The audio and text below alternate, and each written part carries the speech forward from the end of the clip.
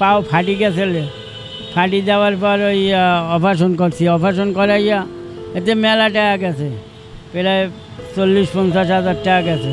নিজে অনেক কষ্ট করে ওই ঠ্যাং ফুলা এরপর দোকান করি, আর কী করবো, আর হাতার উপায় নেই আমার কষ্ট কারে বুঝাবো। এই যে ঠ্যাং ফুলি গেছে, এরপর আমি এই কষ্ট লইয়া এই দোকান করতে হয়, নাইলে তো চলা যায় না। ষাটোর্ধ্ব বয়সী ফারুক শিকদার, বাড়ি বরিশাল হলেও বর্তমানে তিনি থাকেন নগরীর আগ্রাবাদ রঙ্গিপাড়া এলাকায়। পরিবারে আছেন তার স্ত্রী সহ 2 ছেলে।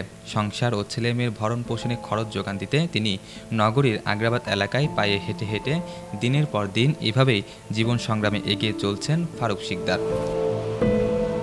পুরুষ মানুষের বুক পকেটে জমিয়ে রাখা টাকার নোটগুলোর ঠিক পেছনে কিছু ব্যথা আর কিছু দীর্ঘশ্বাস থাকে।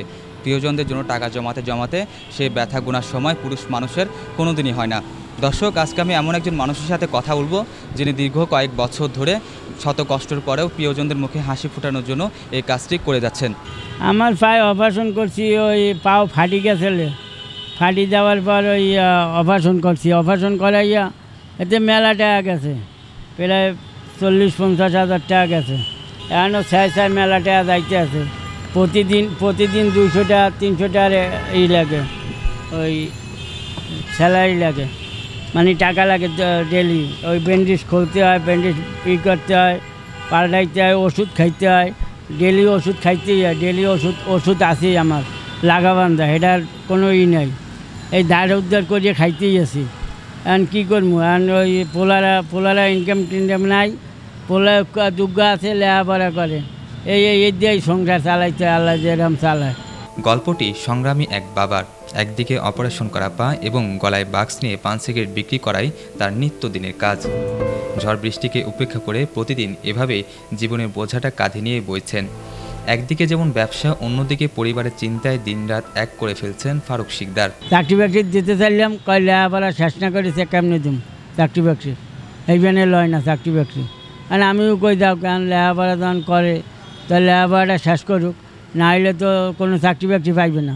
এই জন্যে আর কিছু কইতেই না। এই জন্যে নিজে অনেক কষ্ট করে ওই ঠ্যাং ফুলা এরপর দোকান করি, আর কী করবো, আর হাতার উপায় নেই আমার। 400, কোনো দিন 500, এই বেচা কিনার উপরে নির্ভর, কথা বোঝেন না। যদি ভালো বেচা কিনা হয় 500, 400 এইরকম হয়, হাজার বেশি হয় না। পুরুষের কষ্ট করতেই হবে, ঝড় তুফান যাই হোক মানিয়ে নিতে হইবে, কষ্ট করতে হবে।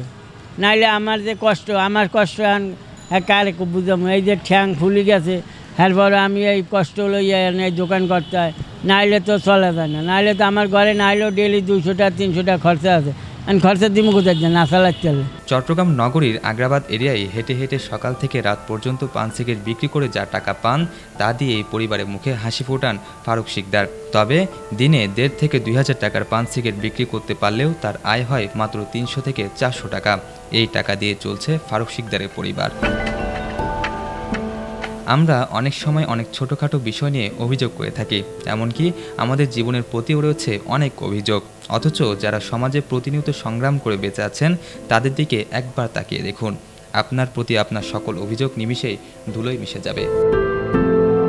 রাহাত হাসান, বিশেষ প্রতিবেদন, চিটাগং লাইভ।